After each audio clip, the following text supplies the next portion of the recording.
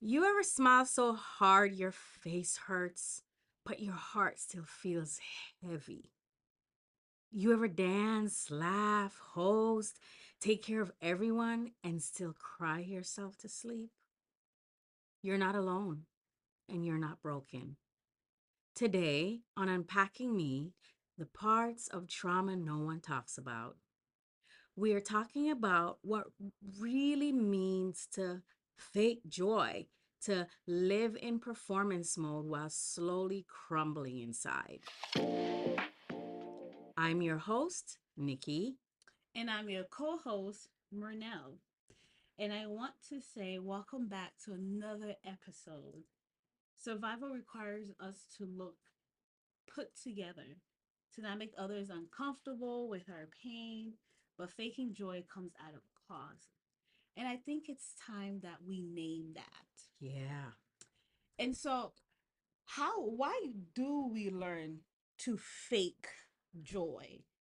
I think a lot of it is cultural roots where we learn that we have to keep it together mentally or Mm-hmm. physically Mm-hmm. so that we don't make others uncomfortable. Mm-hmm. Smile, be respectful even if you're hurting. Mm. That's very cultural in a lot of Mm-hmm. um marginalized communities. Mm-hmm. And then there's the generational lessons that we learn where parents model emotional suppression for survival. I know personally firsthand, Mm. I've seen that Mm-hmm. not just in my own parents, but also in my community, in the Mm-hmm. Haitian community, Mm-hmm. and the fear of being labeled ungrateful, Mm-hmm. moody, Mm-hmm. dramatic, or Mm-hmm. miserable. Or even the fear of being labeled as crazy Oh if you let Lord, yourself have your have your emotions. Mm-hmm. Or too sensitive, oh my too gosh. needy. Oh my gosh. That is all of that is like a mixture of just a mixture for just disaster. And Mm-hmm. you gotta fake the joy. Mm-hmm. You can't Mm-hmm. pretend like you have to pretend like you're okay. You don't get to be You don't human. get to be human. Mm-hmm. And then there's that aspect of respectability politics. Mm-hmm. Oh, that's huge in my community. Like you gotta be respectful. Mm. So what you got to be sad about when I've done all of that stuff, and just being sad in front of an elder Mm. is like, what are you doing? Mm-hmm. They don't want to see that. Mm-hmm. They Mm-hmm. want you to see you happy, especially in our marginalized communities. Mm-hmm. We're taught that. Mm-hmm. And joy as a social mask to maintain safety, acceptance, and status. And that's a big one. You talk about safety, and I'm like, safety for who? Safety for you or safety for them? Safety for them. Right. Because when people are uncomfortable with others' emotions, they tend to be dismissive, Mm-hmm. or sometimes you can look at them and it looks like disgust or annoyance. Mm-hmm. So, this concept of maintaining safety, yes, it's not safe for you to feel the feels, but really it's safety for them from their own feelings because they sometimes are uncomfortable with allowing themselves to be human, to Mm-hmm. feel. Mm-hmm. Hmm. It's true. It's so true. And then there's that idea that we weren't taught to process emotions. We were taught to polish them. Say that again one more time. We weren't taught to process emotions. We were taught to polish them. Mm. And so there so many times I have like experiences with people who would I would talk to who would come in, and that's what they do. They polish the emotion to make Mm-hmm. it acceptable, Mm-hmm. but they're not taught to process the emotion, so Mm-hmm. they push it away and they suppress it. Well, how would I know if I'm faking joy? Well, you would know you're faking joy because you're always on, even when you're exhausted. You're always smiling. You're always laughing. You're always, even when you're exhausted, Mm-hmm. you have to show joy Mm-hmm. or some type of happy emotion. Mm.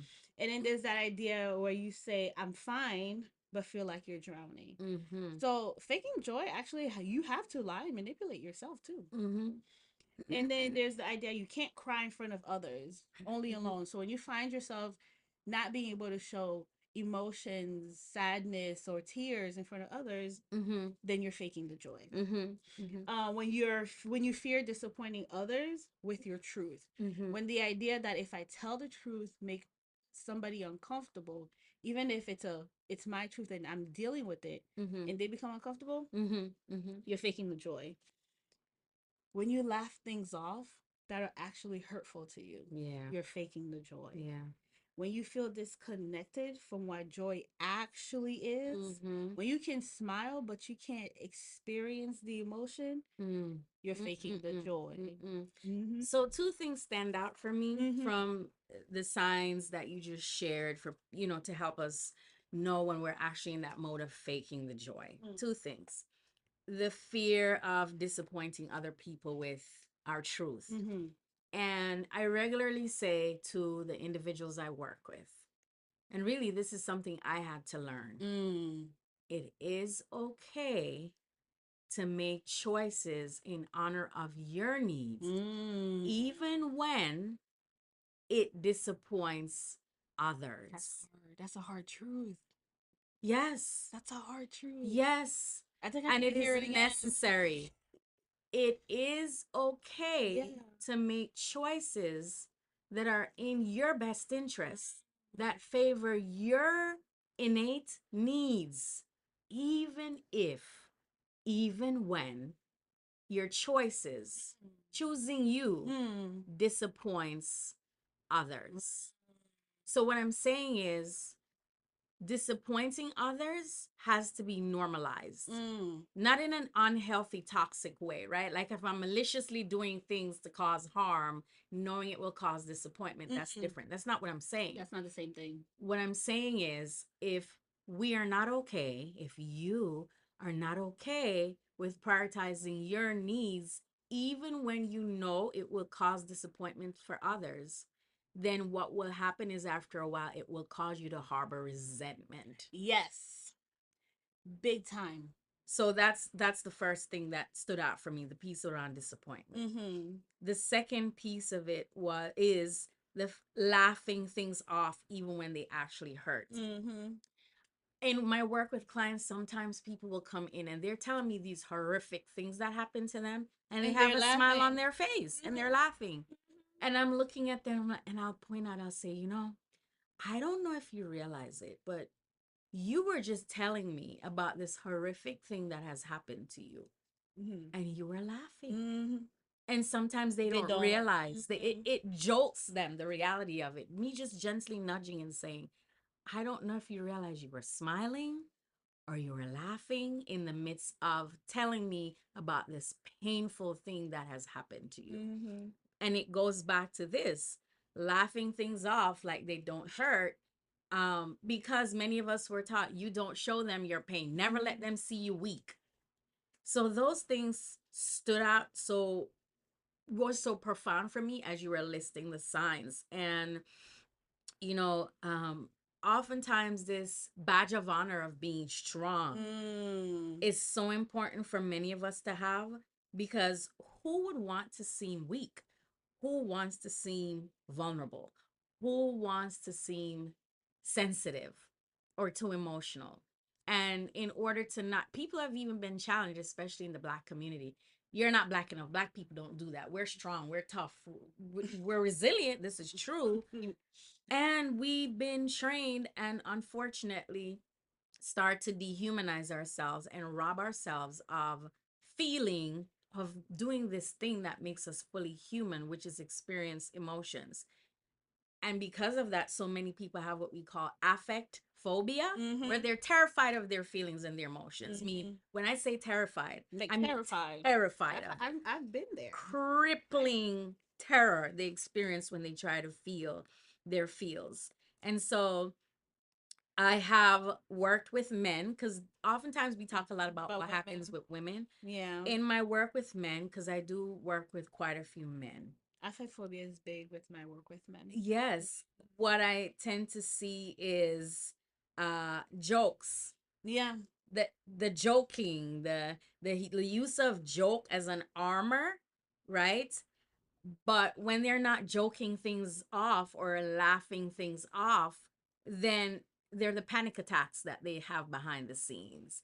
The shame, the isolation, because of this fear that so many have, that my weaknesses can be seen by people.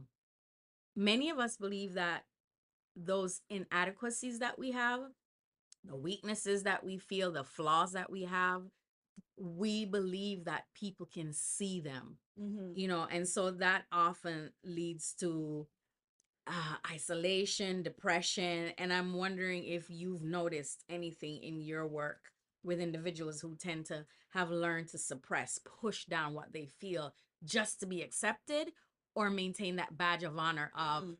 I'm strong. Oh yeah, definitely. I think there's a big emotional cost of performing for joy. Like I think there's a like performing the joy or faking the joy. There's a huge emotional cost. Mm-hmm. There's like I in my a lot of my work, there's a disconnection from the self.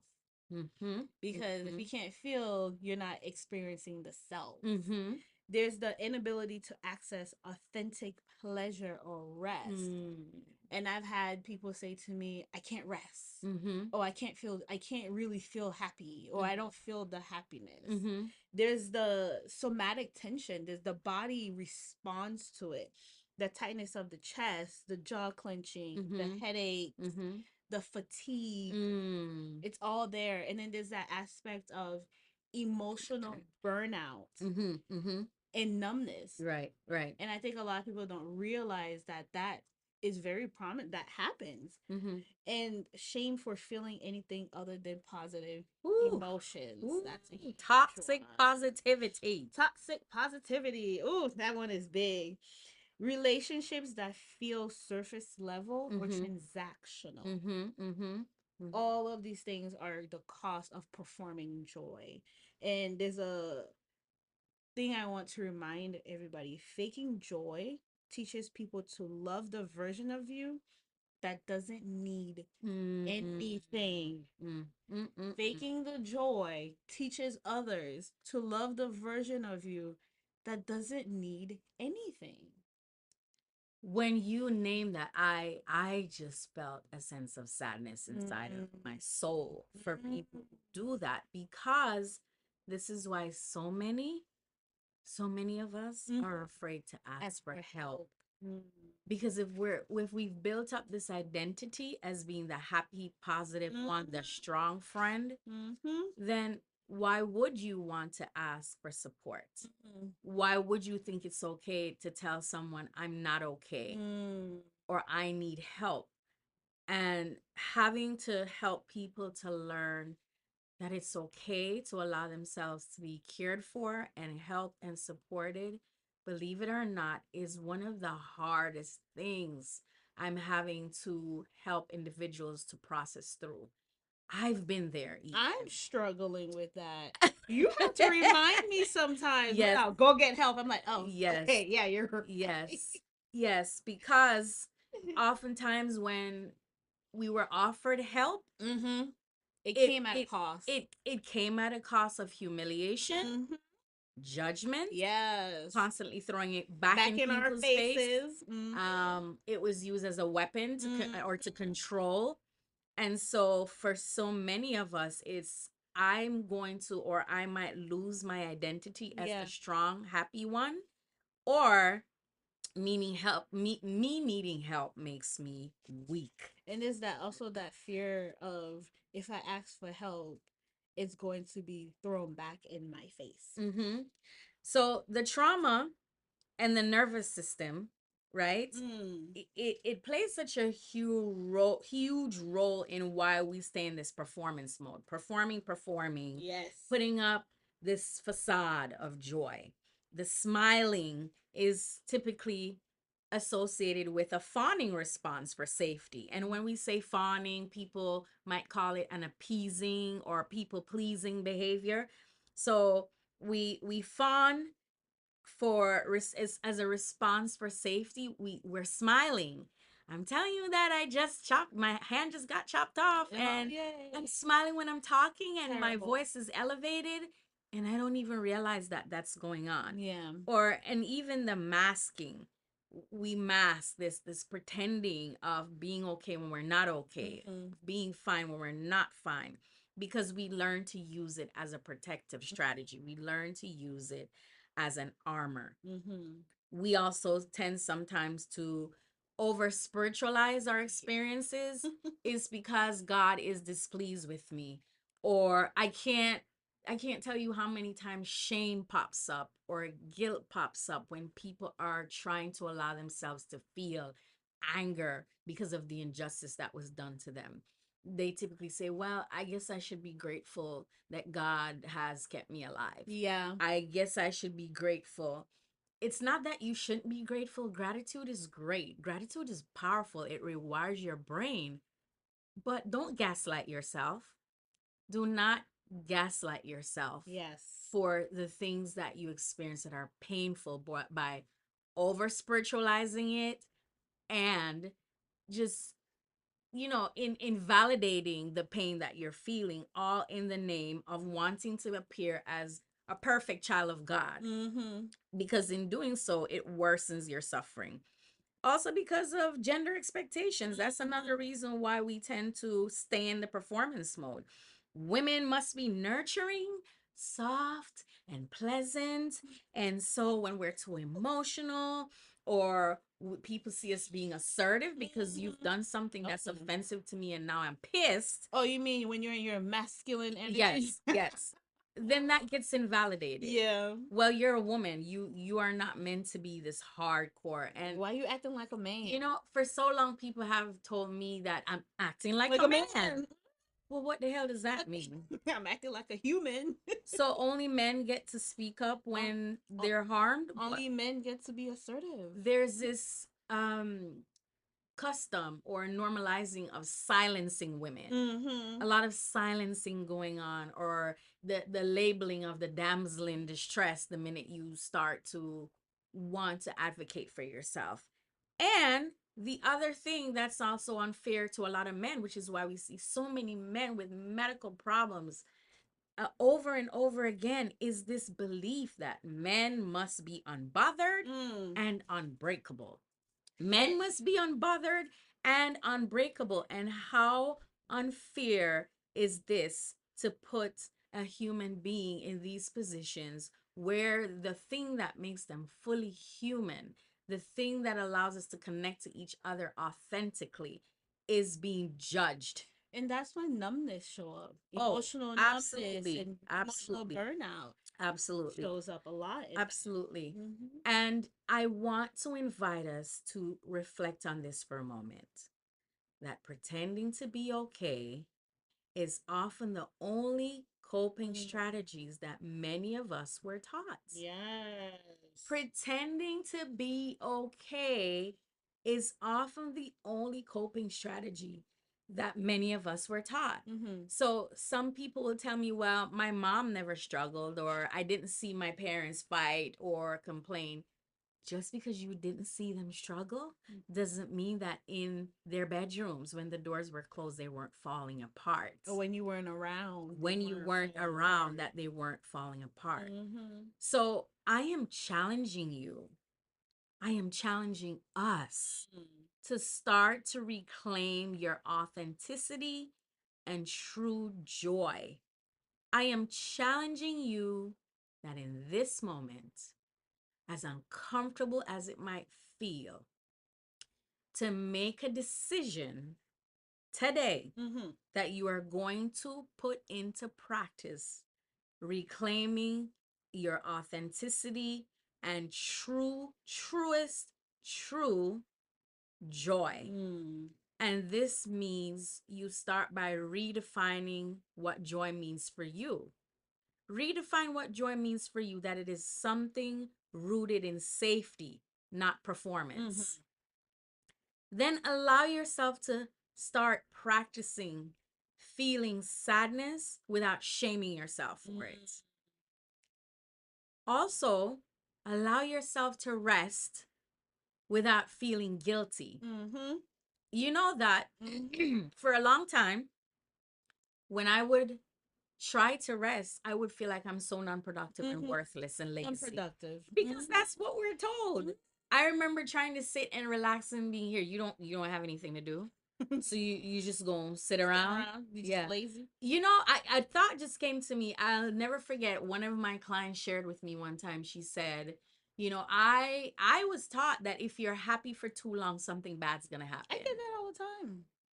What do you mean if you're happy for too long? If you're happy, it typically means Something something bad bad's is gonna gonna happen. happen. And she was born way back in the Mm, 1940s. mm. And she said the elders would tell her, if you allow yourself to be happy for too long, that you ought to expect that something bad, something dramatic, some form of catastrophe was going Wow. to happen. And that's their trauma. Yes, we had to do so much work on helping her to redefine the meaning of joy and removing that distortion that Wow. joy follows catastrophe. Even now, I get that with my clients and the millennial and the Gen Zers too. Mm-hmm. Oh, I've been happy for too long. I'm waiting for the other shoe to Yeah. drop. Yeah, well, that's just it though. When we start to perform and fake it for so long, and we are suppressing those emotions that are deemed, quotes, negative Negative emotions, emotions. in turning those off or suppressing them, what we also do or we don't realize is that it impacts the positive ones, Hmm. the positive emotions like joy and excitement. Those also get impacted. Hmm. So if you're suppressing what you feel, after a while, the moment joy shows up, anxiety is going to come in and remind And you you remind should you. have it. Hmm. The moment excitement shows up, shame might pop up that you shouldn't be experiencing Or it, fear. or fear. Hmm. So thinking that I can just suppress the ones that are labeled as Negative. negative Hmm. and thinking that's it, that it won't affect the positive ones, that in of itself is unrealistic, because emotions, they are neurochemicals. Hmm. They are in your same body and they contain energy. If you shut one down, it causes a ripple effect. And so the other thing is, um be intentional about putting into practice things that you can do to reconnect to your emotions. It's not going to feel easy at first, and it will feel like a big boom at first, but it typically starts to diminish. Become curious about your feelings instead of running away from them. Journal without filters. I normally say to people, write in your journal and be as unapologetic, as real and raw as possible. Write it out in your journal. Allow yourself to create safe spaces for you, and be in safe spaces with people who won't judge you for being human when you Mm. feel. There's also therapy or somatic processing that can be done. And I just want you all to remember, I just want us to remember, Hmm. you deserve a joy Mm. that is not performative, but embodied, rooted, and true. Wow. You deserve a joy that is not performative, but one that is embodied, that when you experience it, you feel yourself immersed in it without any restrictions. Hmm.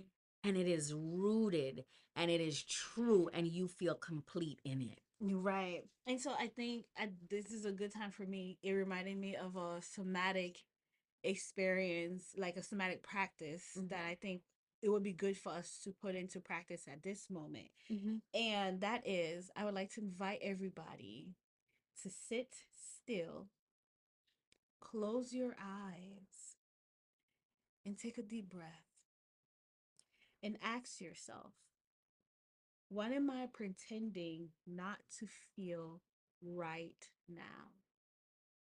What am I pretending not to feel right now? And as you do that, I would like to invite you to inhale, to exhale, and to place your hand on your chest and affirm yourself, saying, I don't have to smile to survive. I am safe to feel what's real.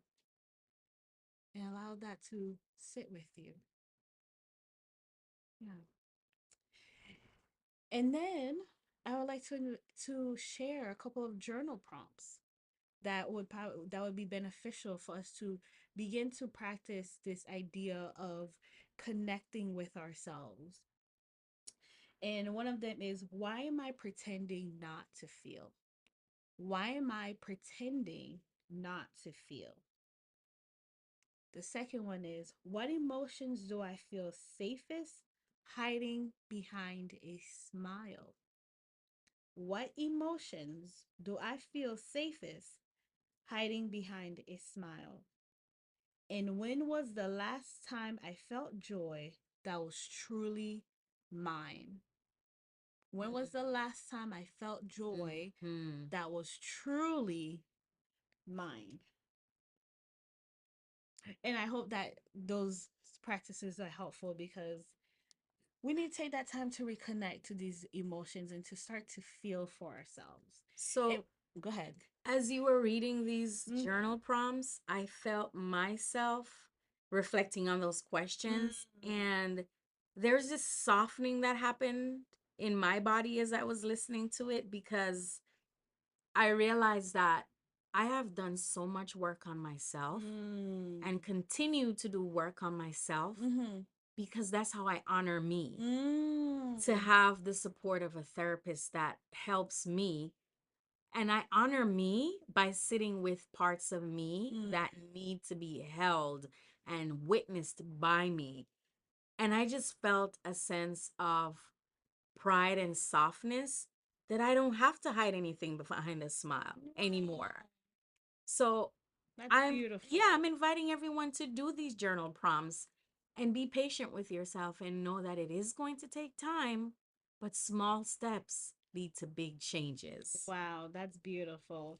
And with that being said, thank you guys so much for turning into another episode of Unpacking Me, the parts of trauma no one talks about. And you know, our motto, we're diving deep and keep going deeper. And so next week's episode is going to be a fun one. Yeah. Living to die, giving up, or just suicidal. Ooh, Ooh. ooh, that gonna give me chills. Ooh. Ooh. Living to die. Mm, giving up or just suicidal. Mm, Wow. mm, mm, mm. Where we're talk about it, what it really means when you're functioning on the outside, but feel like you're disappearing on the inside. If you've ever asked, what's the point? This is your episode. Mm, mm, mm, mm. Mm-hmm. So until then, please share this episode with somebody who needs to hear it. Don't forget to check us out. Check us out online at daretoemerge.com for Mhm. our website, where there are articles that you could read. Mhm. Where if you're in the Fort Lauderdale, Oakland Park area, where you could go ahead and check us out, see your therapist, We even make have support groups, the make an friendship appointment, space. Mhm. come to our support group. The friendship space is open, so Mhm. please feel free to join us Mhm. and leave a review. Follow the podcast. Mhm. Send a DM. Let us know what you want to hear, how we're doing. Share your story, how we're helping you with this podcast. And until then, be Be kind kind to yourselves because because you you deserve deserve it.